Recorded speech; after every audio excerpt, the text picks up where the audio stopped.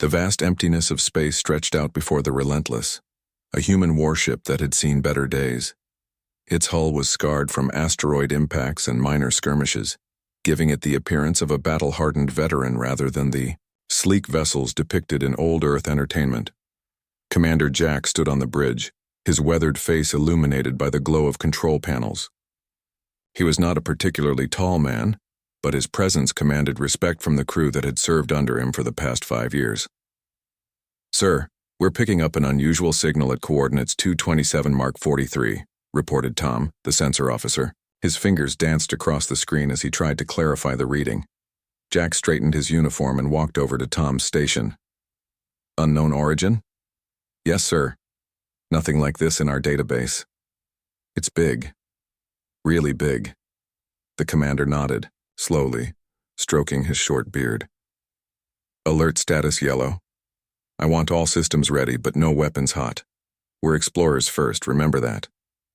The crew moved with practiced efficiency. They had ventured farther from Earth than any previous human expedition, mapping the outer regions of what humans called the Orion Arm. First contact protocols had been drilled into them countless times, though none had expected to actually use them. "Visual range in 30 seconds, announced Mary from the helm. Her voice was steady, but Jack noted the slight tremble in her hands. "Put it on the main screen when ready," Jack ordered, returning to his command chair. When the image appeared, a collective gasp swept across the bridge. The alien vessel was enormous, at least 5 times the size of the Relentless. Its design defied human engineering logic, with sweeping curves and structures that seemed to flow like liquid metal. Soft blue lights pulsed along its surface in hypnotic patterns. "Are they scanning us?" Jack asked. "Yes, sir. Fairly intense scans, and they're going right through our outer shields like they weren't even there," replied Susan, the defensive systems officer. "Should I strengthen our countermeasures?" Jack shook his head. "No, let them look. We have nothing to hide." The communications panel suddenly lit up. "Sir, they're transmitting some kind of visual signal. I think they want to talk," said Lisa, her eyes wide with excitement. "Put it through."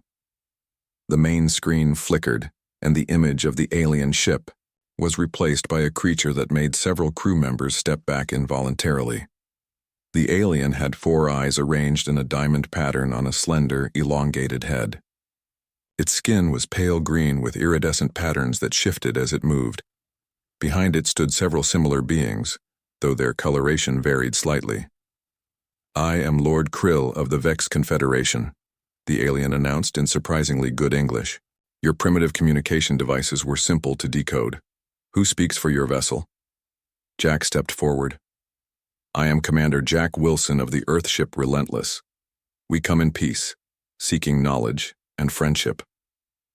The alien's upper eyes narrowed while the lower pair seemed to scan Jack from head to toe. "How quaint. Another oxygen-breathing bipedal species. The galaxy seems to produce your kind with disappointing regularity." Jack maintained his diplomatic smile despite the insult. "We find diversity to be one of the universe's greatest strengths, Lord Krill." "Diversity?" The alien made a sound that might have been laughter. "There is nothing diverse about weakness, Commander. Your species appears particularly fragile." On the bridge, Jack felt his crew tensing.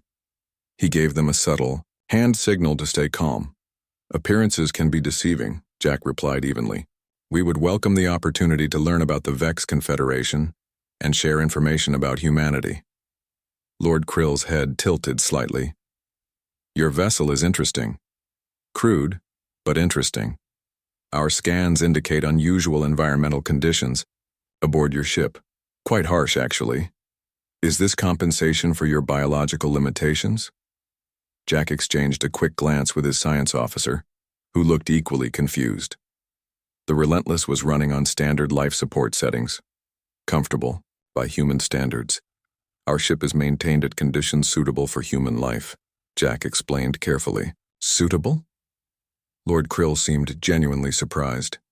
"Then your homeworld must be a miserable place indeed." "No matter.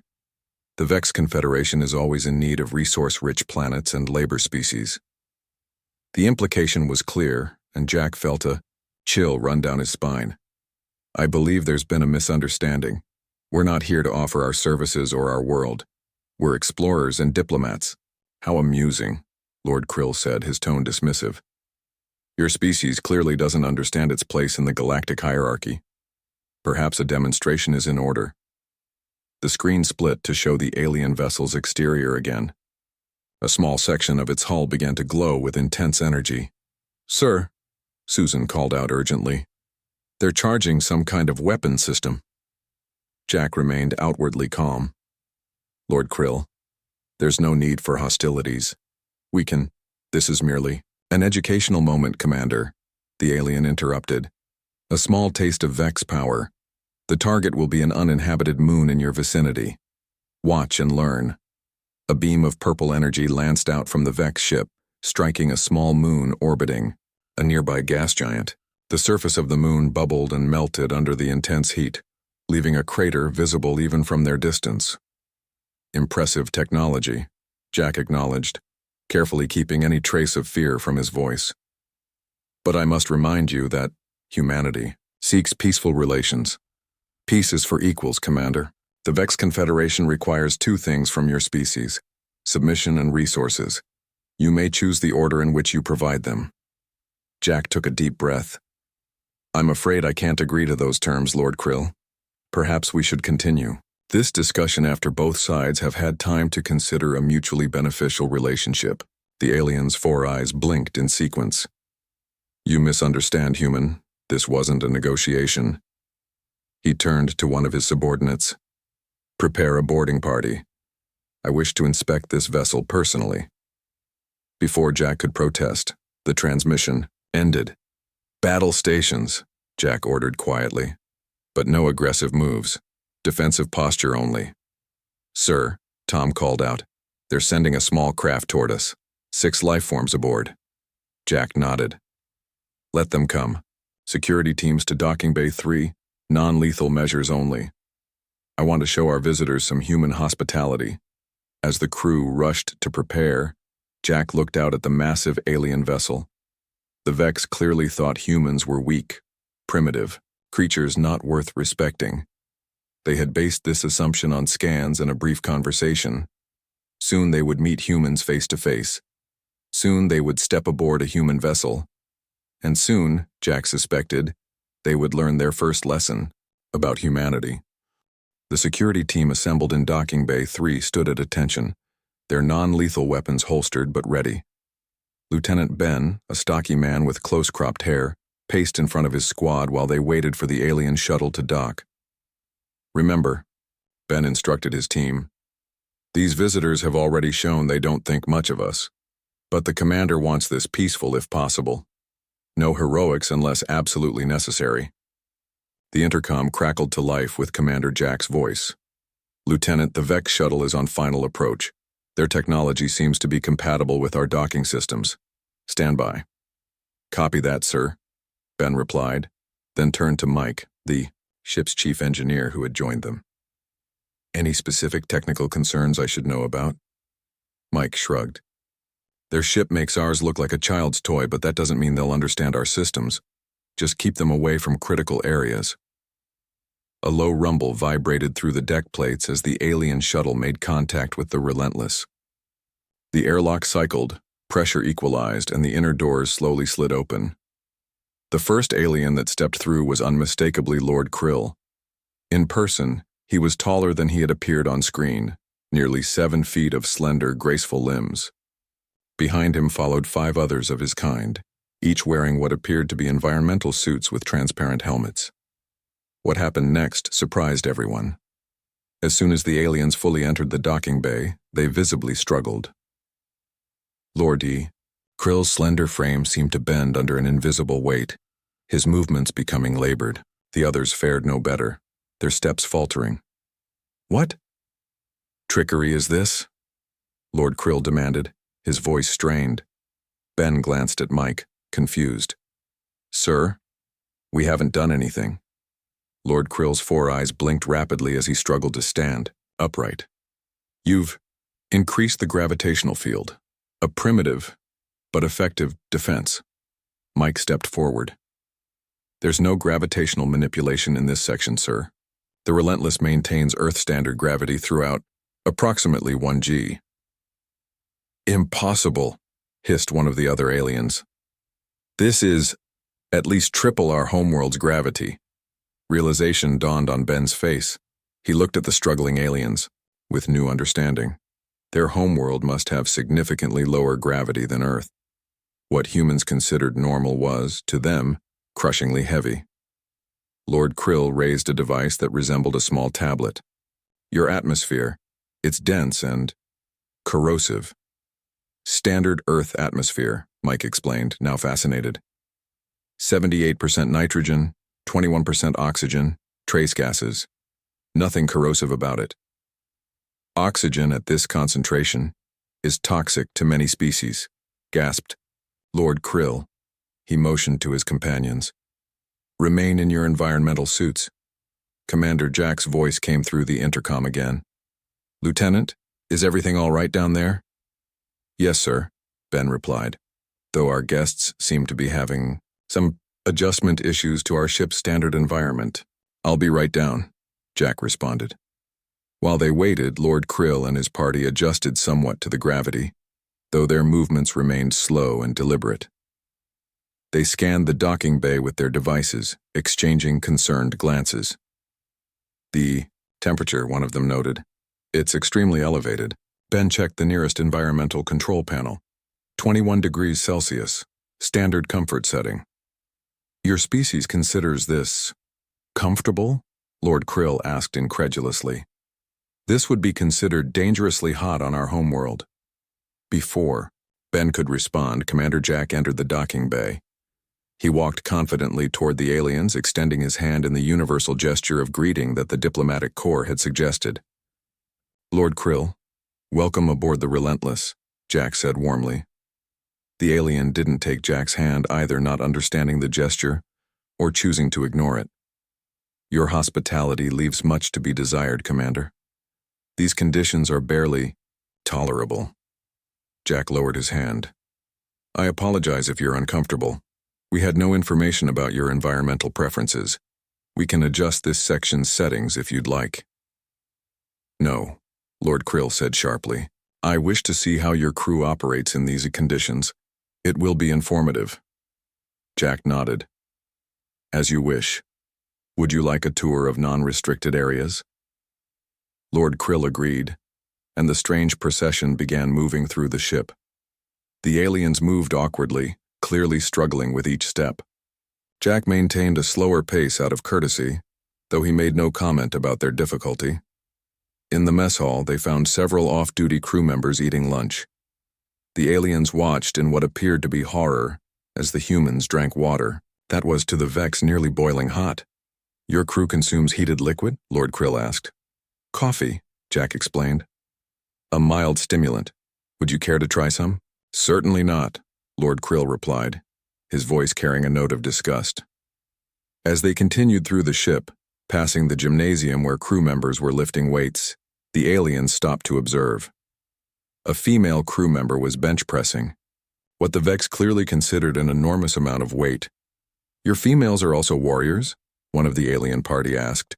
Everyone on this ship is both crew and potentially a fighter if needed, Jack explained. We don't differentiate combat roles by gender. The aliens exchanged meaningful glances that Jack couldn't interpret.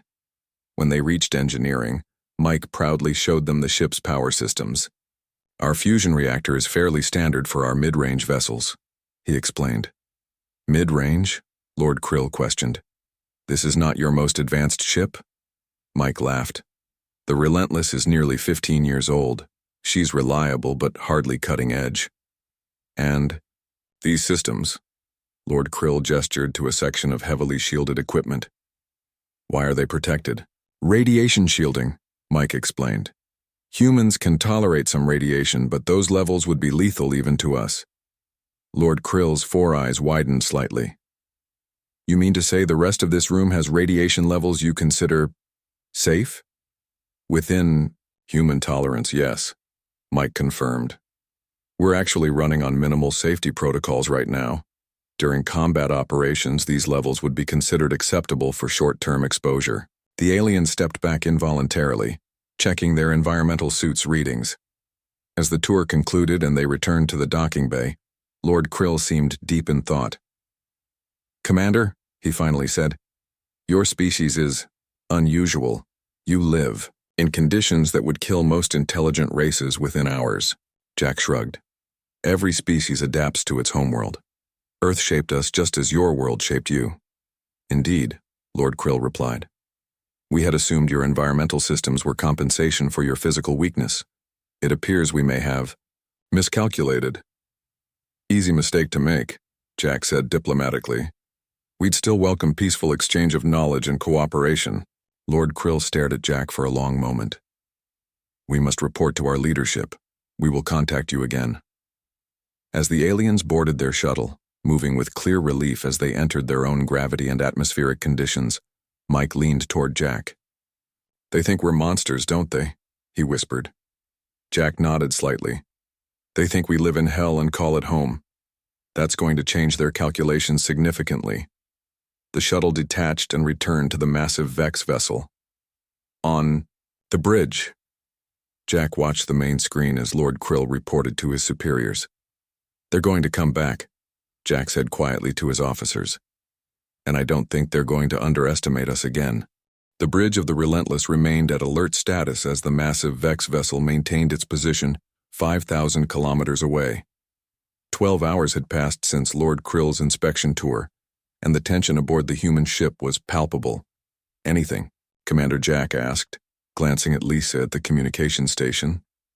"They're talking among themselves, sir," she replied, adjusting her headset. "Our translators are picking up fragments, but they're using encrypted channels for most of it." Jack nodded, rubbing his tired eyes. He had refused to leave the bridge, catching only brief naps in his command chair. "And what can you make out?" Lisa frowned in concentration. "They keep referring to Deathworlders and environmental extremophils. I think they're talking about us, sir." "Deathworlders," Tom repeated from his sensor station. "That's actually kind of cool." "Cool or not," Jack replied. "I don't like the silence. They're planning something." As if on cue, the sensor console erupted with warnings. Tom's fingers flew across the controls. "Multiple smaller craft deploying from the Vex ship. 12 vessels combat configuration." "Shields up," Jack ordered calmly. "Weapon systems on standby only. Let's not fire the first shot." The view screen showed the Vex ship spreading out in a classic encirclement pattern.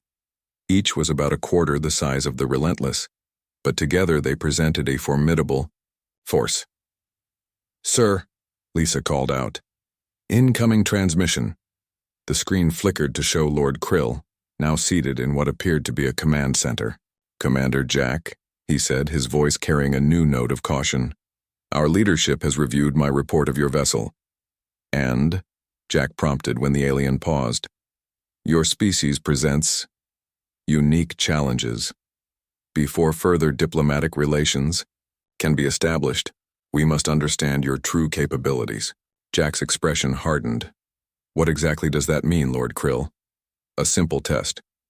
Your vessel will power down its defensive systems and allow us to perform more thorough scans. This is non-negotiable." The bridge crew exchanged concerned glances. Jack stood from his chair, shoulders straight.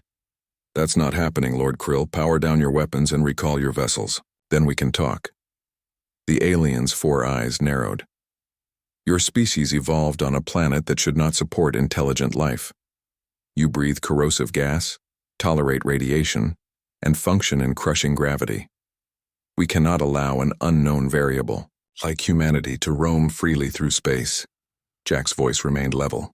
"We've encountered dozens of species before yours, Lord Krill. We've established peaceful relations with all of them." "Convenient claims that cannot be verified," Lord Krill replied dismissively. "You have 30 of your seconds to comply, or we will disable your vessel." The transmission cut off abruptly. "Options?" Jack asked his officers. Susan at Defensive Systems spoke first. "Their ships are fast, sir, but our shields should hold against initial strikes. We've got better point defense than they probably realize." We could make a run for it, Mary suggested from the helm. The jump drive is charged. Jack shook his head. If we run, they'll just hunt down the next human ship they find, and that crew might not be as lucky. We stand our ground. 10 seconds. To their deadline, Tom announced. Jack returned to his chair. All hands battle stations. Defensive posture only. Return fire only when targeted directly. The ship's alert klaxon sounded, and throughout the relentless, crew members rushed to their combat positions. In engineering, Mike and his team prepared for the strain that combat would place on the ship's systems. "They're firing!" Tom shouted. As the Vex ships launched their first volley, the Relentless shuddered as energy beams struck its shields. On the tactical display, Susan watched the shield strength indicators closely. "Shields holding at 87%, she reported. "Their weapons are powerful but not overwhelming. They're targeting specific systems," Tom noted. "Not random attacks, they're going after what they think are vulnerable points." Jack nodded grimly. "They studied us during their visit. Return fire, minimal force. Target their weapon systems. Only. The human ship's laser batteries activated, sending precise beams toward the attacking vessels. 2 of the Vex ships veered off, their weapon systems smoking. "Sir," Lisa called out, "I'm intercepting their tactical communications. They're confused. They're saying our ship shouldn't be able to withstand their attacks." The Relentless rocked again as a coordinated strike hit the same shield section. "Shield section 4 down to 42%, Susan reported. "They're learning." Jack pressed a button on his chair. "Engineering? Status?" Mike's voice came through, the sound of machinery in the background. "We're holding, Commander. Redirecting power to Section 4 shields. They're targeting our life support systems. They must think that's our weakness." Jack allowed himself a small smile. "They still don't understand. Our redundant systems are confusing them." Another volley struck the ship, this time causing actual damage. The lights flickered momentarily. "Hull breach on Deck 5, Susan reported. "Containment fields active. Repair teams responding." "Return fire full defensive spread," Jack ordered. The Relentless unleashed a barrage of energy weapons targeting multiple Vex vessels simultaneously. 3 of the alien ships spun away, clearly damaged. "They're regrouping," Tom announced. "New formation." The remaining Vex ships clustered together, combining their firepower into a single devastating beam that struck the Relentless directly. The ship lurched violently, throwing crew members who weren't secured against walls and consoles. "Main power fluctuating," Mike's voice called over the intercom. "Switching to backups." Jack steadied himself against his chair. "Status." "Shields down to 23% overall," Susan replied, her voice steady despite the blood trickling from a cut on her forehead. "We can't take another hit like that." "We don't have to," Jack said firmly. "Target their lead vessel. Maximum firepower to their propulsion systems only." The Relentless turned slowly, bringing its main weapon array to bear on the clustered Vex ships. The human vessel fired, and a blinding beam struck the lead alien ship precisely where its engines connected to the main hull. The effect was immediate. The Vex vessel's engines died, leaving it drifting in space. The other ships quickly moved to protect their damaged leader. "Sir," Lisa reported excitedly, "massive communications spike from the Vex ships. They're calling for reinforcements." Jack nodded. "As expected. How long until their main fleet arrives?" Tom consulted his readings. "Based on their communications, approximately 6 hours." "That gives us time," Jack said, turning to his officers. "Begin repairs immediately. I want every system at maximum capacity when their fleet arrives." As the crew set to work, Jack stared at the screen showing the damaged Vex ships. They had survived the first encounter, but he knew the real test was yet to come. "Lisa," he called, to the communications officer, "prepare a message for the approaching Vex fleet. Request a parley with their highest commander before any further hostilities." "You think they'll listen, sir?" she asked. Jack's expression was determined. "They're curious now. They thought we'd be easy to defeat, and we proved them wrong. That buys us a conversation at least." In engineering, Mike directed the repair teams with practiced efficiency. As he worked, he spoke to his assistant. "You know what they don't get about humans?" he asked rhetorically. "We build everything expecting it to break. Triple redundancy, backup systems for the backup systems." His assistant nodded. "The captain of my last ship used to say, 'Humans don't build things to last. We build things we can fix when they break.'" Mike laughed. "Exactly. And that's something these Vex folks are about to learn the hard way." Back on the bridge, Jack reviewed the battle data. The Vex had technology that was clearly more advanced, but they had made a fundamental error. They had assumed that they understood human capabilities based on their own standards. "Sir," Lisa called out, "I'm still picking up their communications. There's a name they keep repeating when referring to us." "What's that?" Jack asked. "They're calling us the Death Ship," she replied with a hint of pride. Jack allowed himself a genuine smile. "Well, let's hope we can convince them that we're more interested in peace than living up to that name." As the Relentless prepared for the arrival of the Vex fleet, Jack knew the real challenge was still ahead. They had survived the first attack, but the next one would be far more serious. Their only hope was to make the Vex understand that humans were not the weak creatures they had initially believed. The 6 hours passed quickly as the crew of the Relentless worked tirelessly to repair the damage from the first attack. Commander Jack had ordered all non-essential systems shut down to conserve power for shields and weapons. The ship now operated in low light, with only emergency illumination casting long shadows through the corridors. 2 minutes until the Vex fleet arrives," Tom announced from his sensor station. His voice was calm, but the tension in his shoulders betrayed his anxiety. Jack stood in the center of the bridge, hands clasped behind his back. "Status report?" "Shields restored to 68%, Susan reported. "That's the best we can do without a proper dock." "Weapons at 92%, added another officer. "We concentrated repairs on offensive systems as ordered," Jack nodded. "And our message?" "Transmitted continuously for the past 5 hours, Lisa confirmed. "On all frequencies we've observed them using. If they're listening, they've heard it." The bridge fell silent as they waited. Jack had gambled everything on this moment. The Relentless couldn't withstand an attack from an entire alien fleet, no matter how tough the ship was. Their only hope was diplomacy, backed by the display of strength they had already shown. "Multiple jump signatures detected," Tom called out suddenly. "Massive energy readings." The main view screen filled with a sight that made even Jack's steady composure falter. Not 1 or 2, but 7 enormous Vex vessels emerged from what appeared to be their version of faster-than-light travel. The ship they had faced earlier was dwarfed by the newcomers, particularly the central vessel that gleamed with a golden-green hue. "Sir," Lisa whispered, "the central vessel is nearly 20 times our size." Jack swallowed hard but kept his voice steady. "Maintain our position. All crews stand by." The communications panel chimed and Lisa's eyes widened. "Incoming transmission. Sir, it's different from before. Much more complex signal. Put it through," Jack ordered. The screen flickered and revealed a Vex alien unlike Lord Krill. This one's skin was a deeper green with intricate gold patterns that seemed to shift and move.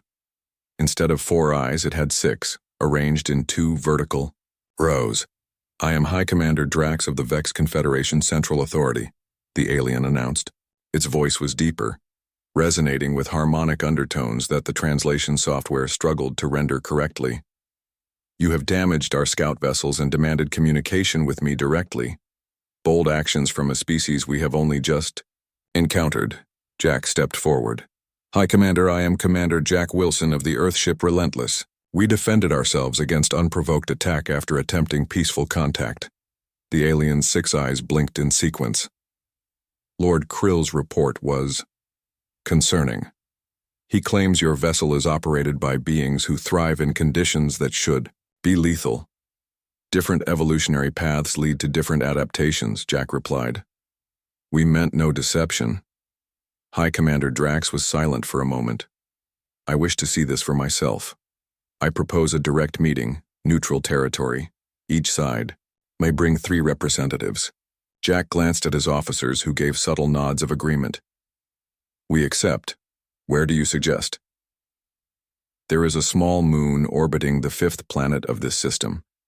The surface is hostile to both our species. We will provide a temporary environmental structure suitable for both. You will not bring weapons, we will not bring weapons, Jack nodded. Agreed. 2 hours preparation time? Acceptable, Drax replied, and the transmission ended. Sir, Susan said immediately, this could be a trap. Of course it could, Jack agreed. But it's also our only chance. If they wanted to destroy us, they could. Do it right now. He turned to his officers. Ben, Mike, Lisa, you're with me. Everyone else, keep the ship ready. If we don't return in 3 hours, get the Relentless back to Earth space as fast as possible. The small shuttle descended toward the barren moon, its thrusters kicking up clouds of dust from the airless surface. Through the viewport, Jack could see the temporary structure the Vex had erected, a silvery dome about 50 meters across, with a separate airlock that extended from one side. Atmosphere readings? Jack asked. Mike checked the instruments. They've created a nitrogen-oxygen mix inside the dome. The pressure is slightly lower than Earth standard, but within our tolerance. Temperature is cold, about 10 degrees Celsius. Comfortable for them, chilly for us, Jack noted. Good. They're making compromises, too. The shuttle landed smoothly, and the 4 humans donned lightweight environmental suits, not for the conditions inside the dome, but for the journey across the vacuum of the moon's surface. As they approached the airlock, Jack turned to his team. Remember, we're representing not just the Relentless, but all of humanity. Stay calm, stay respectful, but don't back down. The airlock cycled, and they entered the dome. Inside, they found a simple arrangement, a circular table with chairs, of different designs on either side. 3 of the chairs were clearly built for human proportions. The other 3 were taller, with different support structures. They removed their helmets, and Jack took an experimental breath.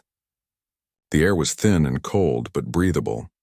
From the other side of the dome, a second airlock opened and High Commander Drax entered, followed by Lord Krill and another Vex officer. They wore no environmental protection, apparently comfortable, in the conditions they had created. Commander Jack, Drax greeted, approaching the table. You appear to tolerate this environment well. It's a bit cold, but completely manageable, Jack replied honestly. Thank you for the accommodation. The aliens took their seats, and the humans sat opposite them. For a moment there was silence as both sides studied each other. I have reviewed the sensor data from your encounter with our scout vessels, Drax began. Your ship sustained damage that should have crippled any reasonable craft, yet you continued to function and fight effectively. Jack nodded. The Relentless is built to withstand harsh conditions, as are we.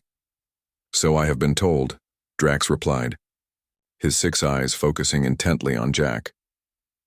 Lord Krill reports that your species breathes oxygen at levels toxic to most intelligent life, functions in gravity that would crush most beings, and tolerates radiation and temperature extremes that defy belief. From our perspective, Jack explained, Earth is perfectly hospitable. We evolved there over millions of years. Our biology adapted to its conditions. Lord Krill leaned forward. Tell them about your homeworld. Jack glanced at his team, then spoke directly to Drax. Earth has about 3 times the gravity of the Vex homeworld, based on what we observed from your reactions. Our atmosphere contains 21% oxygen, which we require for respiration. Our planet experiences temperature ranges from 50 degrees Celsius to plus 150 degrees at the extremes, though most populated areas range from 0 to 40. Drax's eyes widened. And radiation levels? Earth has a strong magnetic field that protects us from much of our star's radiation, Mike explained. But humans have evolved to repair minor radiation damage to our cells. We can tolerate short-term exposure to levels that would be harmful to many species. And the Relentless, Drax asked. Is it truly a standard example of your technology? Jack smiled slightly. The Relentless is actually one of our older vessels. It has served reliably for 15 years, but newer ships have more advanced systems. The aliens exchange looks that even Jack could interpret as concern. You said you've encountered other species, Drax noted. How many? Humanity has established diplomatic relations with 17 spacefaring civilizations, Lisa answered. Trade agreements with 12. Military alliances with 5. Lord Krill made a sound that might have been disbelief. Why have we not encountered these others? The Vex Confederation has been selective in its contacts, Drax admitted, surprising his subordinates. We have avoided species we deemed insufficiently advanced. Jack leaned forward. High Commander, I believe we have a choice to make. The Vex Confederation and humanity can either become enemies today, or we can forge a new understanding. We're different. Our biology, our technology, our perspectives. But those differences could be strengths if we work together. Drax was silent, for a long moment, his 6 eyes blinking in that mysterious sequence. Finally, he spoke. The Vex have existed for 8,000 years as a unified civilization. In all that time, we have never encountered a species that evolved in conditions we would consider hellish. Yet here you are, not just surviving but thriving, building ships that cross the stars. He turned to Lord Krill. Cancel the attack preparations. The Vex Confederation will not make an enemy of these remarkable beings. Relief washed over the human delegation, though they maintained their professional composure. We welcome peaceful relations with the Vex, Jack said sincerely. And we look forward to learning from each other. As the meeting concluded and both parties prepared to return to their ships, Drax approached Jack privately. Commander, he said, his voice lower than before. I must ask, are all humans like you, able to endure such conditions? Jack smiled. We have our differences, but yes, all humans evolved on Earth. We're all built to survive there. Fascinating, Drax replied. Truly fascinating. 3 weeks had passed since the historic meeting between Commander Jack and High Commander Drax. The Relentless now orbited a small, uninhabited planet that the Vex had designated as a neutral meeting ground. Alongside it floated the massive Vex flagship, Eternal Dominion, its golden-green hull gleaming in the light of the system's yellow star. Between the two ships, a temporary space station had been constructed, a marvel of combined human and Vex engineering. The station was divided into 3 environmental zones, one with Earth conditions, one with Vex conditions, and a central area with compromised settings where both species could interact, though neither would be entirely comfortable. In the central meeting chamber, Jack sat across from Drax, reviewing the progress of the past weeks. The knowledge exchange has been productive, Jack said, looking down at his tablet. Our medical teams are fascinated by Vex cellular regeneration techniques. Drax made a gesture that Jack had learned to interpret as agreement. And our engineers cannot stop talking about human redundant systems design. So inefficient, yet so effective for survival. Jack smiled. We've learned to expect the unexpected.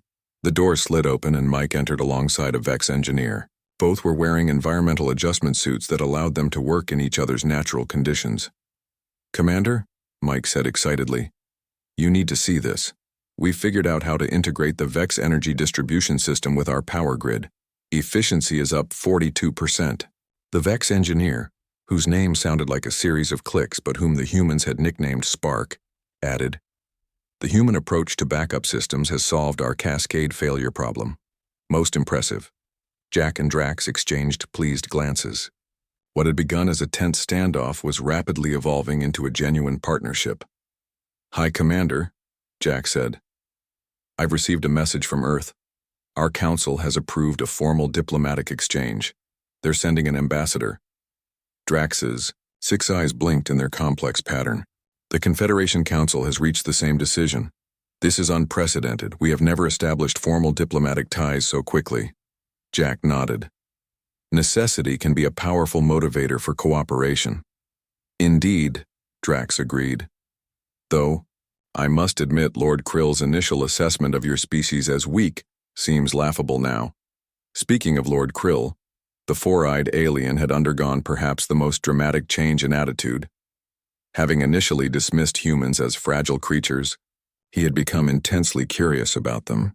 He had even begun limited training in Earth normal gravity, gradually building his tolerance through special exercises. As if summoned by the mention of his name, Lord Krill entered the chamber, moving slowly but steadily under the compromise gravity. He carried several data tablets.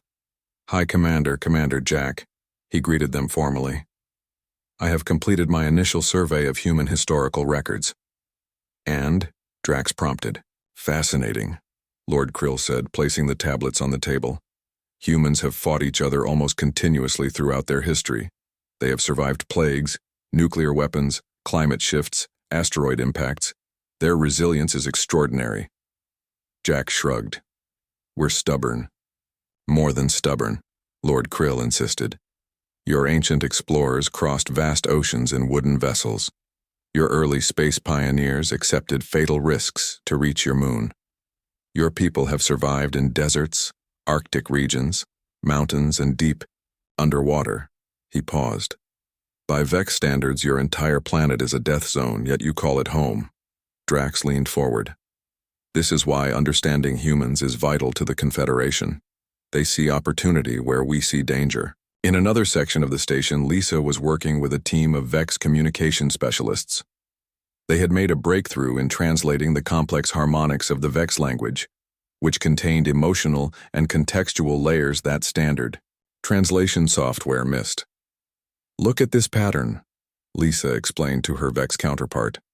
"When humans communicate, we use body language, tone, and context to convey meaning beyond words."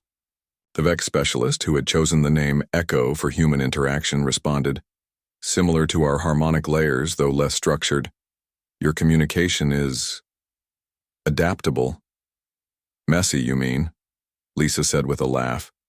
"Efficiently imprecise," Echo corrected, "like much of human design."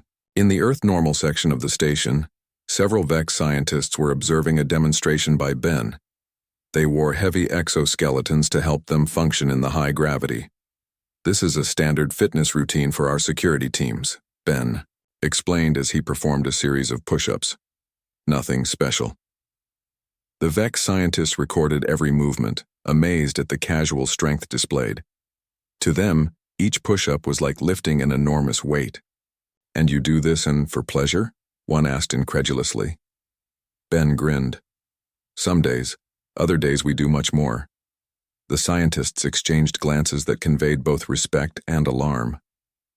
Back in the central chamber, Jack and Drax were discussing the future. "There will be those in the Confederation who fear humans," Drax admitted, "who see your adaptations as threatening. And there will be humans who distrust the Vex," Jack acknowledged. "Fear of the unknown is universal." Drax made a sound that Jack had come to recognize as thoughtful consideration. "Perhaps that is our first common ground, acknowledging our differences without fearing them."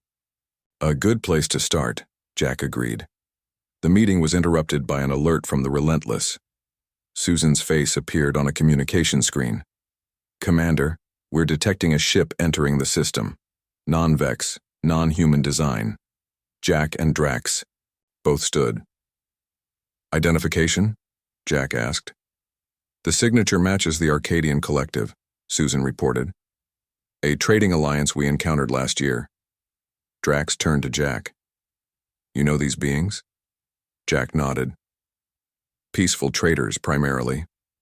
They might be surprised to see us working with the Vex. Your reputation precedes you, as does yours, apparently," Drax replied. After a moment's thought, he made a decision. "Invite them to join us. Let this be the first test of our new cooperation." Jack gave the order, and preparations began to receive the Arcadian vessel. As the station buzzed with activity, Lord Krill approached Jack privately. "Commander," he said, his voice lower than usual, "I must offer what humans call an apology. I misjudged your species severely." Jack smiled. "It was an understandable mistake. We look fragile compared to many species. A lesson in appearances," Lord Krill acknowledged. "I have begun studying human philosophy. Your ancient thinker Sun Tzu wrote words that the Vex should have heeded. Never underestimate your opponent." "He also wrote about turning enemies into allies," Jack pointed out, "which seems more relevant now." Lord Krill made a gesture of agreement. "Indeed. I have requested permanent assignment as liaison to human territories. There is much to learn from Deathworlders. Jack laughed. We prefer humans, but I suppose Deathworlders has a certain ring to it.